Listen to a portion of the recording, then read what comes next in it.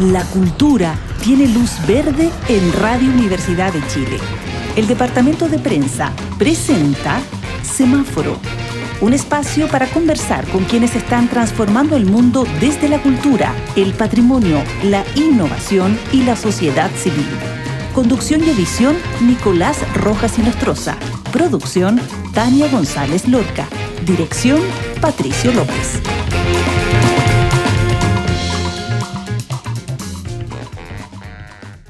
Comienza el semáforo en Radio Universidad de Chile con mucho entusiasmo este nuevo episodio a través del 102.5 FM y también a través del canal de YouTube de Radio Universidad de Chile, donde usted nos podrá ver a todo color. Y hoy día ando vestido de Martín Pescador, ¿no? Con un polerón aquí de una emprendedora que se llama Ave Costurera, muy bonito, inspirada en las aves. Ella tiene el emprendimiento y hoy día ando vestido de Martín Pescador.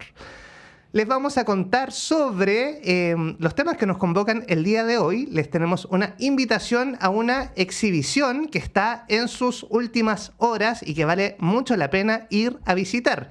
Vamos a estar acá en el estudio con Malva Venturelli, directora ejecutiva de la Fundación José Venturelli, para conversar sobre el centenario José Venturelli, Humanismo y Compromiso Social, que usted puede visitar de forma gratuita en el Centro Cultural La Moneda. Y en nuestro segundo bloque vamos a hablar de documental chileno, una propuesta bien interesante sobre los bomberos de Valparaíso. Vamos a estar conversando con Nicolás Molina, director del documental Pirópolis, que se va a estrenar el 3 de abril, bueno, que ya está estrenado, por cierto, a lo largo de Chile, pero desde el 3 de abril usted podrá verlo en el ciclo Miradoc a nivel nacional. Vamos a partir con música, invitamos a Jorge González a que nos invite a Mi Casa en el Árbol. Luz amarilla. Nos tomamos una pausa y ya volvemos con más cultura y patrimonio en Semáforo, un programa del Departamento de Prensa de Radio Universidad de Chile.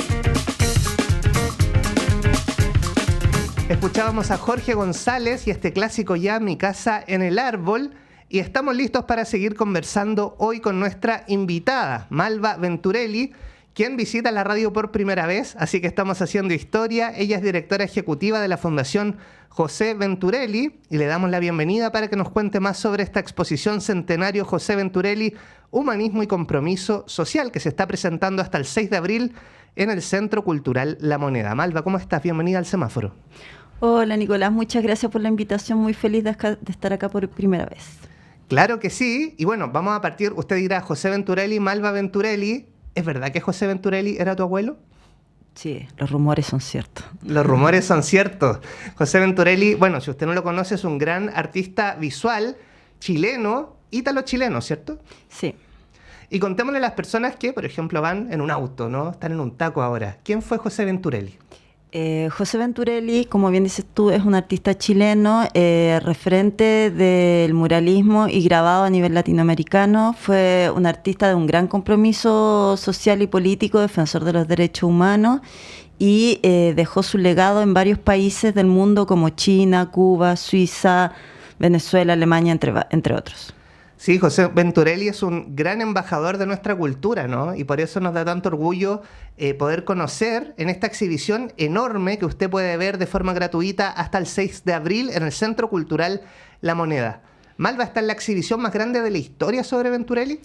Así es. En el marco de su centenario, que fue el año pasado, el 2024, donde la Fundación José Venturelli, que lleva su nombre, realizó una serie de actividades, una programación bien nutrida. Quisimos coronar esto con esta enorme exposición que contempla más de 470 obras y piezas, con obras prestadas de colecciones privadas, nacionales y colecciones públicas internacionales. Y es de la más grande, que en el fondo esta obra, o sea, esta exposición da cuenta de la versatilidad y de la obra de Venturelli y todos los tránsitos recorridos de su vida a nivel plástico e ideológico. Es realmente impresionante esta exhibición. Nosotros les animamos y les recordamos que hasta el 6 de abril la pueden visitar de forma gratuita en el Centro Cultural La Moneda. Y a quienes nos ven a través del YouTube de Radio Universidad de Chile podrán estar disfrutando estas imágenes que, miren la gente, la cara de felicidad, ¿no? Viendo ahí algunos recortes de prensa de la historia de José Venturelli. quisiera preguntarte, Malva, por las distintas técnicas que podemos ver en esta exhibición, ¿no? Que uno suele pensar en grabado, en pintura, pero se va a llevar hartas sorpresas quien vaya a esta exposición.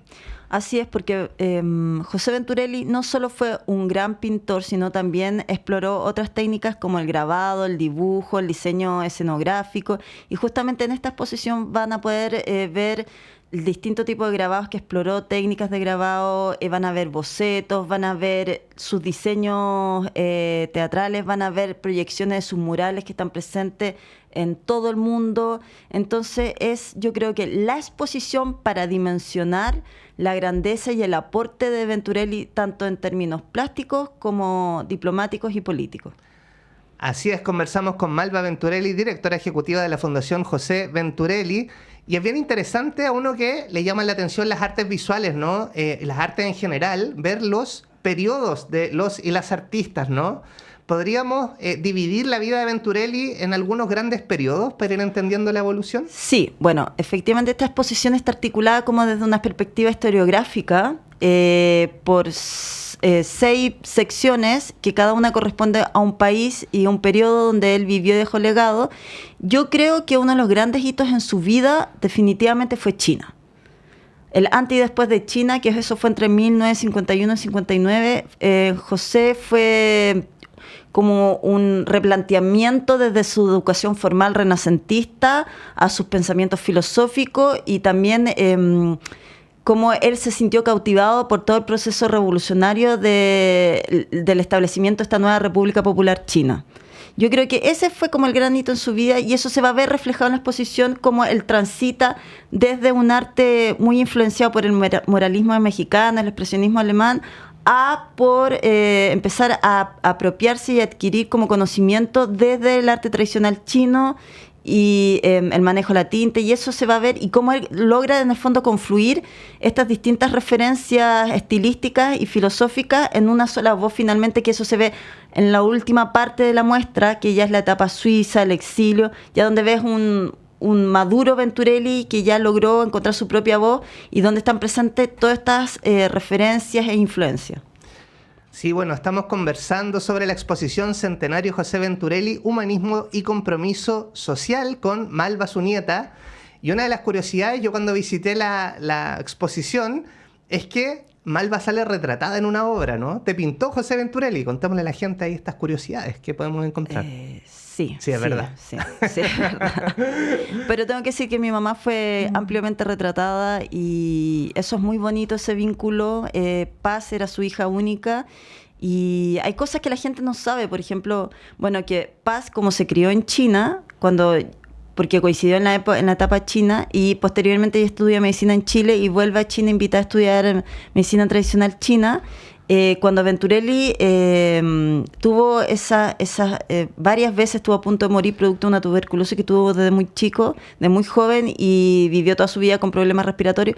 Una de esas veces su hija le salvó la vida con medicina tradicional china. Entonces también ahí mi madre sale muy retratada y hablaba mucho de ese vínculo como muy de amigo, muy filial, muy del amor. Entonces para Venturelli la familia era muy, muy importante y se nota a través de esta exposición en distintas obras y en cartas incluso, cómo la familia tiene un lugar vital en Venturelli y él la pone en valor. Claro que sí, y estamos hablando desde la Radio Universidad de Chile. Creo que es inevitable hacer el nexo y contarle a las personas que nos escuchan que la educación escolar José Venturelli la realizó en el Instituto Nacional y posteriormente ingresó a los talleres vespertinos de la Escuela de Bellas Artes de la Universidad de Chile a sus tiernos 14 años. Cuéntanos más, Malva, sobre esta relación histórica de Venturelli con la Universidad de Chile. Así es, desde sus primeros años, José Venturelli estuvo muy vinculado a la Universidad de Chile. Como bien dijiste, el Instituto Nacional fue toda su niñez y juventud. De ahí, de hecho, en el Instituto Nacional, él fue el primer presidente de la Academia de Lenguas Castellanas, fue ilustrador del boletín del Instituto Nacional. Posteriormente estudió arte en la Escuela de Bellas Artes de la Universidad de Chile. Ahí se hace muy amigo de distintos artistas que pasaron por la universidad Y también existe este gran mural, que es su primer mural individual en la librería universitaria, que se ubica ahí en la Casa Central de la Universidad de Chile, y que es muy importante ese mural porque ese mural, además de ser su primer como mural individual, que es de 1950, retrata muy bien la influencia que tuvo Siqueiros y el muralismo mexicano en él. En la forma estilística, el tratamiento de las manos. Y también otra cosa muy interesante de ese mural es que en ese mural es una mujer quien lidera a un grupo de campesinos yendo a la lucha. Sí. Y eso es bastante decidido de cómo Venturelli también, pasando a otro tema, como rápido, claro, como él veía a la mujer también. No solo desde la lógica artística de la musa inspiradora a través de los desnudos, ni de la madre dulce, sino también como la mujer fuerte, guerrera, líder. Bueno, es muy interesante eso que ustedes podrán conocer. Miren, que bien estamos viendo a través del YouTube este mural hermoso que cuando usted vaya a comprar su libro, vaya a ojear ahí a la librería universitaria en la Casa Central de la Universidad de Chile, podrá conocer de José Venturelli y efectivamente ahí está la mujer con mucha fuerza, ¿no? Liderando en un primer plano. Entiendo que ese se llama América no invoco tu nombre en vano, ese mural. Sí, por el poema de Pablo Neruda. Ajá. Sí, porque, bueno, claro, no sé si también aprovecho a contarles que José Venturelli también fue muy amigo de Pablo Neruda y fue quien ilustró la edición clandestina del Canto General de este poeta, lo cual no fue menor porque fue todo un desafío pensando que estábamos bajo el gobierno de Gonzalo Videla, la ley maldita, Neruda había escapado a México y Venturelli realiza esta ilustración postrado en el Peral cuando había sufrido esta enfermedad de tuberculosis. Wow, impresionante los detalles que podemos ir descubriendo sobre Venturelli. Y a propósito de Neruda que nos contaba Malva, yo quisiera citar lo que dice el premio Nobel. Dice: Venturelli les agregó a mis poemas sus estampas conmovedoras. Retrató al conquistador con la cruz y el cuchillo, al pequeño indio andino, al húsar heroico, a los huelguistas ametrallados y dibujó también las efigies locas de mi poesía.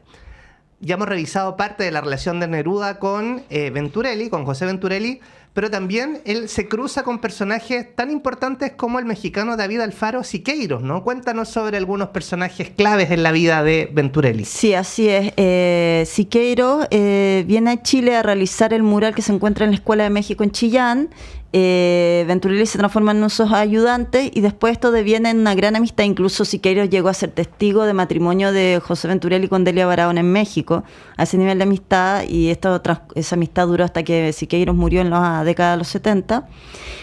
También José Venturelli fue muy, muy amigo del Che Guevara, el revolucionario Che Guevara, quien le pidió que apoyara en el fondo todo el proceso revolucionario en el aspecto de la cultura, y Venturelli deja 2 grandes murales en Cuba y además cofundador del Taller Experimental de Gráfica en La Habana, que es una de las instituciones más prestigiosas a nivel regional sobre gráfica. También se vuelve muy amiga del gran artista chino Chipai Chi, que hoy en día es como de los 3 artistas más vendidos y famosos de China a nivel internacional, y que también fue su maestro. Y así un sinfín de artistas, poetas, intelectuales que fueron muy amigos, y creo que también tenía que ver con una época donde también los procesos revolucionarios hacían que existiera una comunión entre distintos intelectuales y artistas que potenciaban las distintas disciplinas. Sí. Fascinante todo esto. Les repetimos la invitación para que se apuren hasta el 6 de abril en el Centro Cultural La Moneda, absolutamente gratuita, esta exhibición que tiene la Sala Andes y Pacífico llena de la obra de José Venturelli. Y bueno, hemos hablado un poquito de la dimensión internacional, ¿no? Su legado está presente en China, Cuba, Alemania, Suiza, Venezuela y Chile. Te quería preguntar, Venturelli, bueno, vive un exilio, digamos, bastante largo, pero te quería preguntar por Chile en el corazón y en la mente de Venturelli, ¿no? ¿Siempre estuvo presente Chile, pese a la distancia, me imagino? Sí, de hecho, Venturelli, donde más retrató, porque convengamos que Venturelli empieza a viajar por el mundo y empieza a retratar los pueblos de cada uno de los países donde estuvo, Rusia, China, Cuba, pero Brasil también, pero cuando llega al exilio es donde más fuertemente le empieza a retratar Chile, yo creo que con cierto grado de añoranza, también a denunciar lo que sucedía. Él trabajó en una serie de organizaciones internacionales como la OIT, la UNICEF, ilustrando afiches para congresos, denunciando la vulneración de los derechos humanos que sucedía en Chile, también ayudando a muchos compatriotas a que pudieran asilarse en Suiza. Entonces, José vivió por Chile, pintó para el pueblo de Chile y justamente en 1988 cuando muere, él tenía todo listo para retornar. Tenía casa, tenía todo y justo se muere. ¡Wow! Bueno, ya les hago un pequeño spoiler, ¿no? Pero cuando termina la exhibición hay una obra bien bonita que también hace referencia a los paisajes de Chile. Y a propósito de Chile, si usted ha visitado el Centro Cultural Gabriela Mistral, baja la escalerita y hay un mural precioso que se llama Chile, ¿cierto? Cuéntanos más de esa obra que tiene la particularidad, entiendo, que fue una de las pocas que permaneció en ese edificio incluso en dictadura. No, fue la que sobrevivió. La que sobrevivió. La que sobrevivió, efectivamente, bueno, como para hacer un poco de historia, Salvador Allende crea ese edificio en el marco de la UNCTAD 3, que era en el fondo la conferencia internacional por el tercer mundo, el progreso del tercer mundo. No me sé bien la sigla. Y ahí le encomiendan a varios artistas chilenos realizar obras que donaran a este espacio, porque este era un espacio público donde habían comedores donde comían los obreros, era un espacio público. Y ahí se albergó una de las colecciones más importantes de arte chileno. Llega el golpe y destruyen el lugar, destruyen obras, las hacen desaparecer y extrañamente, insólitamente, a Pinochet le gustaba la obra de Venturelli, que se llamaba Chile, pero ellos le cambiaron el nombre, le pusieron alegoría latinoamericana. Ya, como que ampliaron el foco, ¿no? Sí, Esto no yo es solo creo que Chile. estaba un poco extraño ese cambio, pero y de hecho yo recuerdo perfecto cuando estábamos en dictadura de ver a Pinochet con el mural atrás dando discurso a ese nivel, así como de... Y como bien dijo en un momento incluso Miguel Launer alguna vez en una entrevista que me acuerdo perfecto, dijo, era tanto lo insólito de esta situación que finalmente Pinochet se quedó con la obra de tal vez el artista más politizado de todos esos artistas que habían trabajado y habían hecho una obra para esa colección. Sí, era comunista José Venturelli. Sí, era comunista. Entonces era como la ironía de toda la ironía, pero era el más politizado porque su obra estaba plagada de contenido político. Entonces creo que esa es una de las máximas ironías que puede tener la existencia. Pero es una obra muy, muy bonita. Invito a toda la gente que la vaya a conocer. También al Centro Cultural Gabriela Mistral, GAM. También el mural que dijimos que está en la librería universitaria. También hay otro mural en Renca, en el INACAP de Renca, que está en Renca, que está, de hecho, ese lugar le pusieron un nombre, una plaquita, lo han puesto en valor. Y también en Tomé hay otro mural de Venturelli, en el Liceo Industrial de Tomé. Buenísimo, podemos ya hacer la ruta de Venturelli, no para las vacaciones, podemos visitar esos lugares y recordar que son totalmente gratuito el acceso, ¿no? Si usted dice, yo no sé de arte, no conozco los murales, le invitamos a vivir esa experiencia distinta y se van a fascinar con esta exposición de José Venturelli, que está hasta el 6 de abril en el Centro Cultural La Moneda, y le repetimos esta gran noticia que la entrada es totalmente liberada. Malva, ustedes como familia llevan, bueno, Venturelli fallece el año 88, en un contexto también que ya estábamos cerca de volver a la democracia en Chile, pero ustedes como familia han desarrollado un trabajo súper arduo en conservar, difundir, poner en valor el legado de Venturelli. En el marco de este centenario, ¿no? ¿Cómo es la evaluación? ¿Qué tan difícil es? ¿Qué les gustaría que fuera más fácil? A ver, bueno, efectivamente mi mamá en el 99 crea la fundación, mi mamá hizo varios proyectos y el 2012 yo tomo como la batuta de la fundación bajo el alero de mi mamá.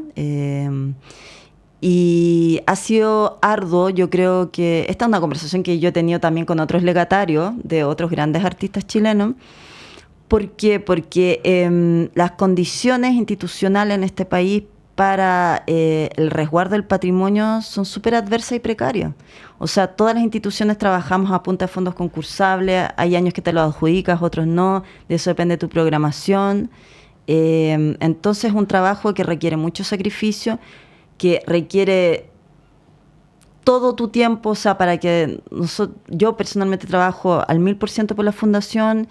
Y yo creo que el balance de este centenario fue súper bueno. Tengo que decir que fue a un costo de equipo, no solo mío, de equipo, bastante grande, porque lo dimos todo para que la gente conociera a Venturelli, para celebrar a Venturelli como se lo merecía. Pero hay que decir que sí, la institucionalidad de las organizaciones pequeñas es muy, muy precaria.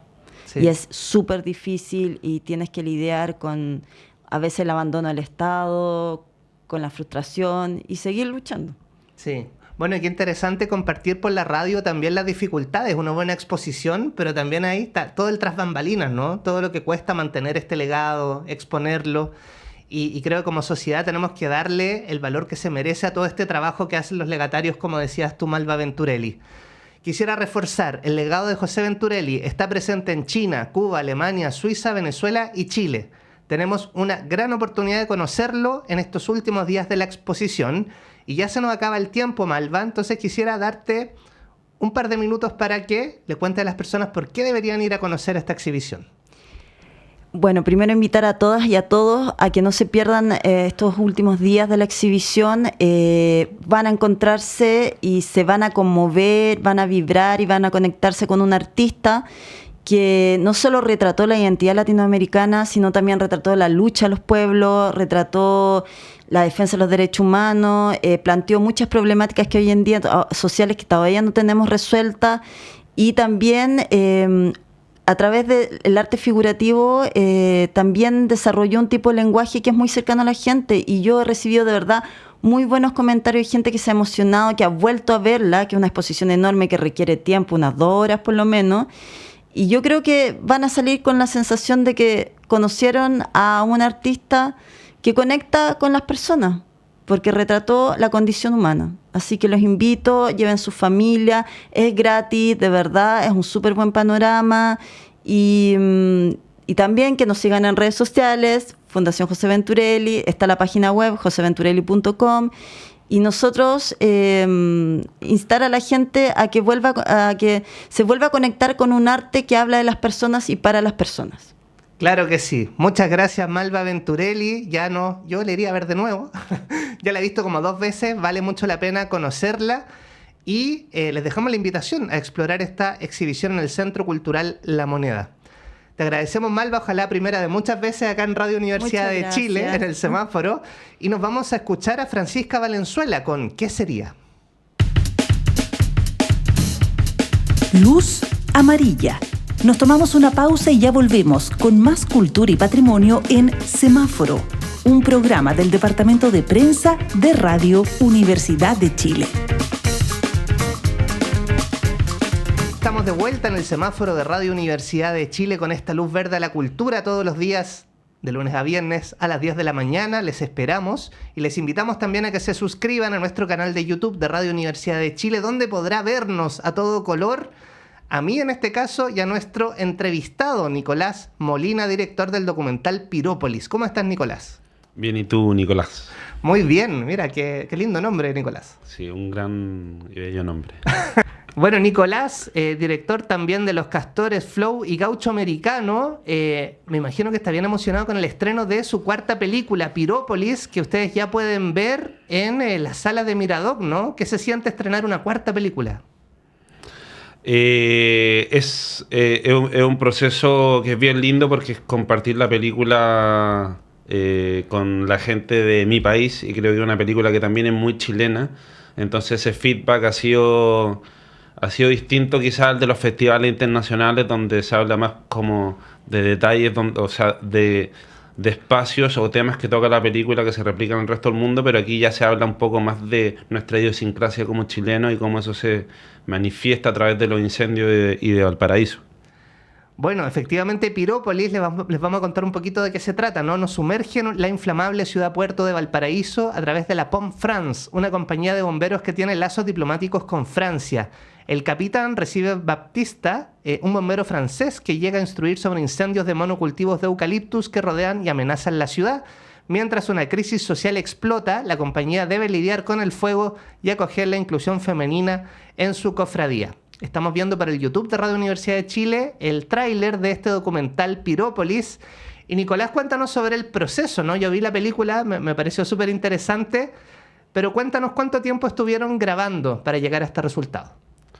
Bueno, fue un proceso largo de alrededor de 8 o 9 años, y ya filmando la película propiamente tal fueron como casi 5 años desde que se inició el rodaje, que coincidió también con el estallido social. Entonces, la película también cobró otra dimensión, el fuego cobró otra dimensión, que al principio era una película sobre una compañía de bomberos y cuál es su relación con los incendios forestales y los monocultivos, pero después el incendio fue en el corazón de la ciudad. Entonces pudimos ver un poco cómo el fuego era símbolo de un malestar que iba desde el corazón de Valparaíso hasta los bosques que rodean a los lugares más precarizados del puerto. Y eso es muy interesante, como entrar en la vida cotidiana de los bomberos, y en este caso nos va viendo este cambio cultural, que es la inclusión femenina en este cuartel histórico de bomberos de Valparaíso, ¿no? ¿Cómo viste tú ese proceso? Que históricamente eran hombres, y aquí uno va viendo, por ejemplo, que les hacen un baño especial a las damas, que hay harto cuidado en esta transición a incluirlas, ¿no? ¿Cómo vieron ustedes eso durante el rodaje?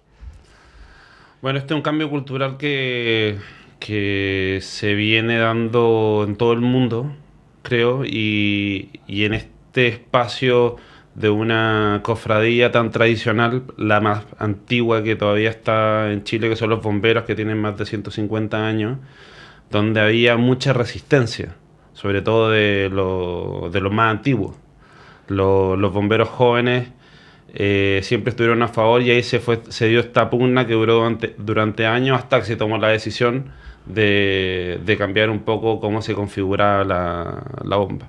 Entonces también coincidió este momento con el rodaje de esta película, que fue coincidente, yo no lo estaba buscando, y pudimos filmar esto, que yo creo que tiene una necesidad de equidad, pero también de que faltan personas que puedan combatir un problema tan grave como son los incendios. Sí. Entonces la película te muestra cómo de una manera muy tierna el capitán y todos los bomberos que están ahí modifican y reconstruyen la compañía por adentro para generar estos dos nuevos espacios. Sí, es bien interesante ese cambio que podemos ver en este documental llamado Pirópolis. Y Nico, te pedimos si te puedes acercar un poquito más al micrófono, ahí vale, para que nos escuchemos en 102.5 FM, ¿viste? Nos escuchamos así. Y estamos conversando justamente con Nicolás Molina, el director de Pirópolis, documental que ustedes pueden ver en la red de salas de Miradoc. Valparaíso, entiendo que es la cuna de los bomberos en Chile, ¿no? ¿Por qué elegiste justamente esta compañía y esta ciudad para contar esta historia?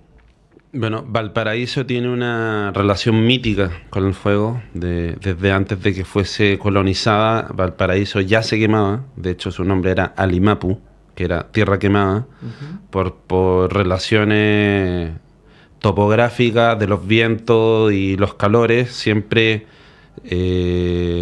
se quemó, y una vez que fue colonizada ya se creó la ciudad de Valparaíso, y ahí de alguna manera se tuvo que proteger, y así nacen los bomberos en 1850 y algo, y hasta el día de hoy esa institución sigue tal cual es. Obviamente en ese momento fueron colonias, y esas colonias se transformaron en lo que hoy conocemos como las bombas, donde hay todo como una transformación eran colonias con colonos reales, pero ahora, si por ejemplo en la Pont France, si tú escuchas los gritos, probablemente un francés que no es francés, es un idioma muy especial que se fue transmitiendo a través del habla y la escucha.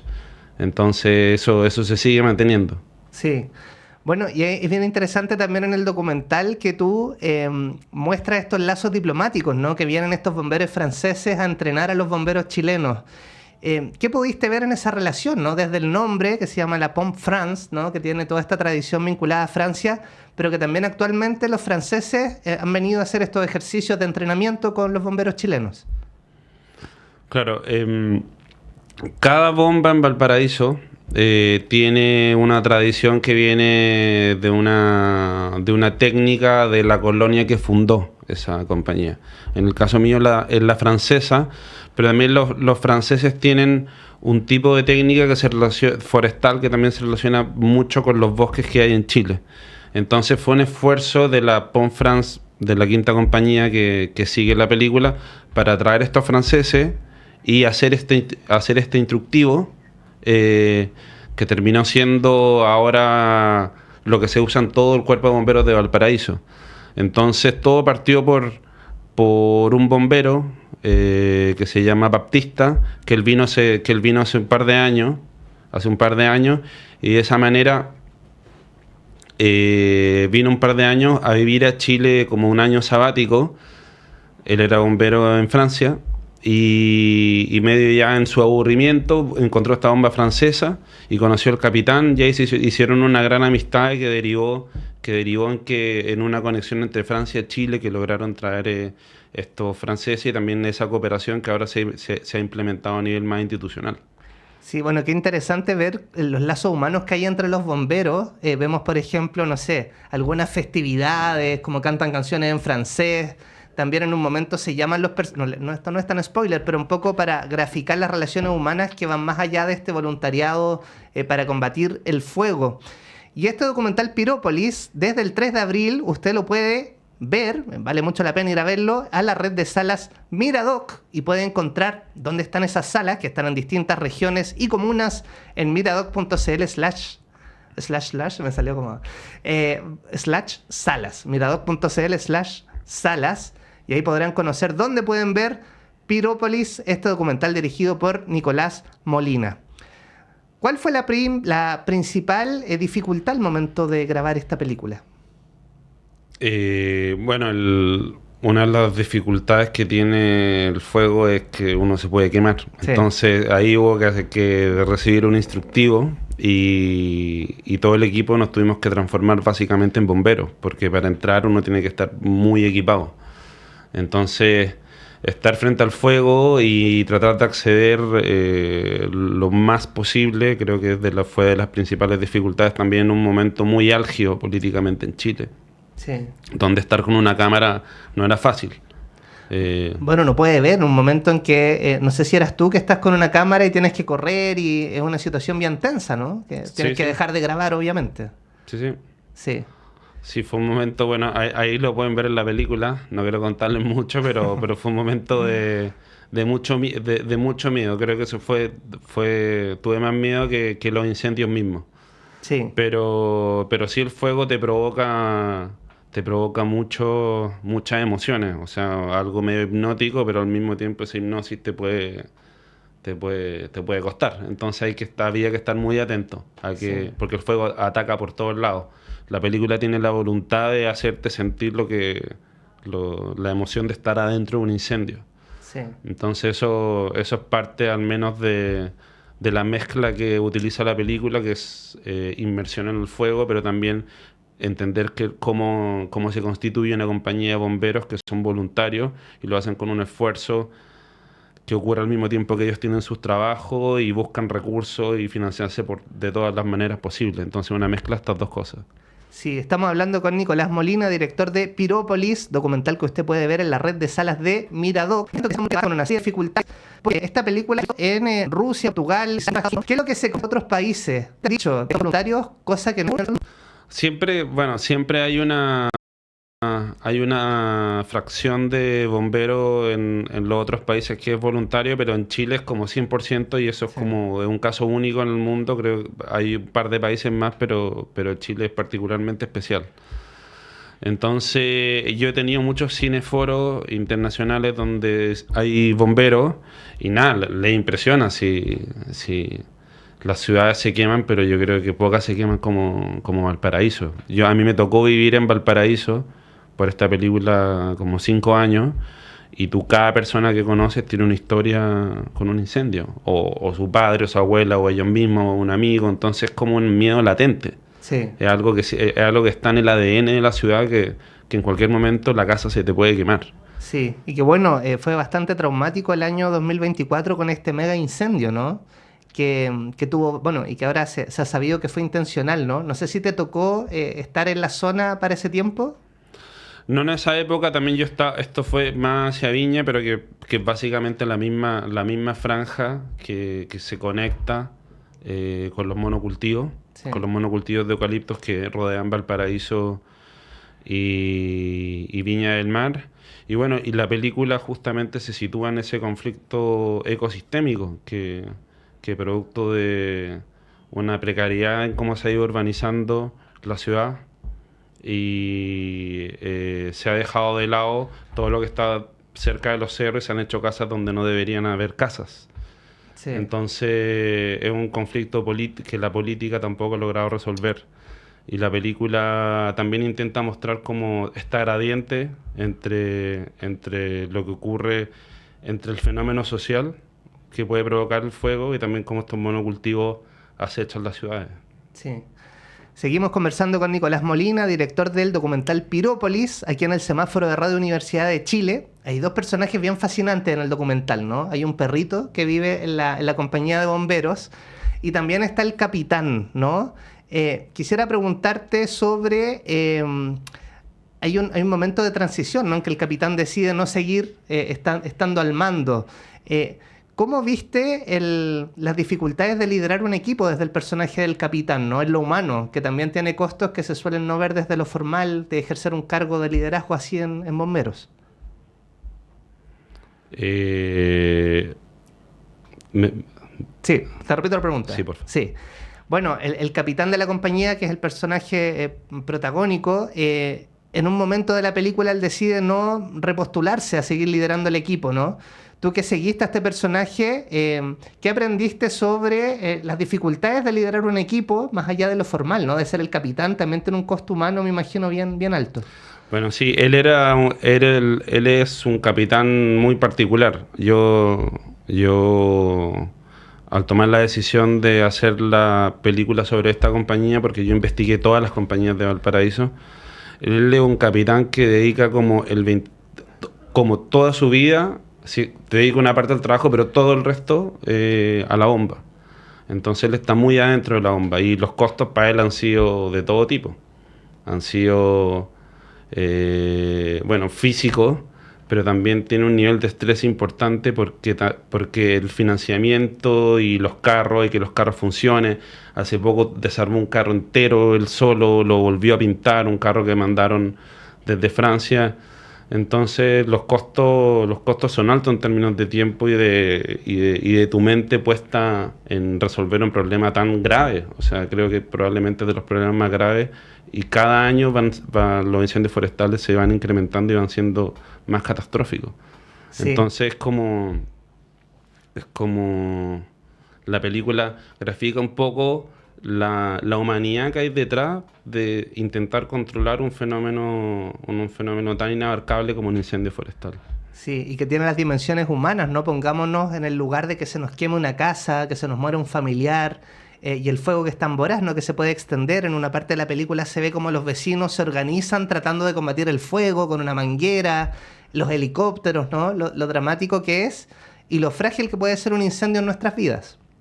Sí, bueno, los incendios se tienden a generar una colectividad que al mismo tiempo yo la encuentro muy bonita, porque ya va desde lo internacional hasta los dueños de los lugares que se están quemando, donde todos tratan de resolver este problema de la manera que pueden.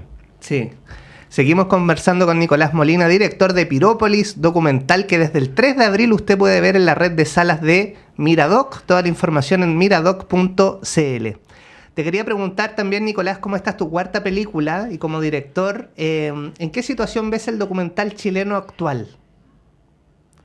Lo veo bien. He estado justamente cuando uno estrena una película le toca ir a festivales y le toca compartir con los colegas y ver el trabajo de los colegas. Hace poco fue el estreno en festivales en Chile, en FIDOX, donde tuve la posibilidad de ver documentales increíbles chilenos, y creo que cada vez se está produciendo más. Una buena noticia que tuvimos como industria es que se aumentó el presupuesto del Fondo de Fomento Audiovisual con el que nosotros hacemos las películas, así que veo cada vez producciones más interesantes y he visto muchas cosas bonitas durante el último tiempo. Súper. Tú nos hablabas de un proceso de hartos años, 5 o 6 años más o menos de Pirópolis, ¿no? Me pregunto, ¿cuándo uno siente que termina un proyecto? Debe ser difícil, ¿o no? Esto lo cortamos aquí, siempre hay una historia que se sigue desarrollando. ¿Cómo fue en el caso de Pirópolis? Sí, es una gran pregunta, porque uno siente que nunca se va a acabar. Generalmente se acaba cuando se estrena. Sí. Cuando uno sabe que una película se va a estrenar, sobre todo un documental que puede mutar infinitamente, cuando uno sabe que ya se va a estrenar, este proceso se comienza a cerrar y hay que tomar las decisiones donde uno ya puede entrar a esa segunda, a la etapa final, que es la postproducción. Pero en mi caso, yo siempre nunca termino el proceso hasta que se va a estrenar. Claro, y me imagino que uno desarrolla una relación de vida con estos personajes, ¿no? Con los que pasaste tanto tiempo y hay como una amistad, algo que supera lo profesional. Sí, yo con todos los personajes de mis películas he generado una relación, pero con esta en particular he generado una amistad como súper profunda, porque también me tocó vivir muchos procesos, bueno, que todos vivimos, como la pandemia, donde pude estar con ellos, donde de repente habían incendios, después éramos los únicos que teníamos permiso para salir a la calle. Entonces, y con el capitán y Isaac, que son los personajes principales, también hablamos siempre y estamos en contacto y nada, y ahora para el estreno ha sido muy lindo que han podido estar con nosotros y compartir y ver la película también con todos los bomberos de Valparaíso y específicamente de la Pont France. Perfecto, muchas gracias Nicolás Molina, le enviamos un saludo ahí también a los bomberos de Valparaíso y les invitamos a que vayan a ver Pirópolis, a la red de salas de Miradoc, toda la información en miradoc.cl. Y se nos acabó el tiempo, Nicolás, pero nos vamos a despedir con música. Les queremos agradecer la gran sintonía de hoy y nos vamos a despedir con Yorka Mentí. Se enciende la luz roja. Finaliza por hoy Semáforo, un programa del Departamento de Prensa de Radio Universidad de Chile. Nos encontramos de lunes a viernes a las 10 de la mañana con Nicolás Rojas Inostroza y las personas que están transformando el mundo desde la cultura y el patrimonio. Revive este capítulo en radio.uchile.cl. Producción Tania González Lorca. Dirección Patricio López.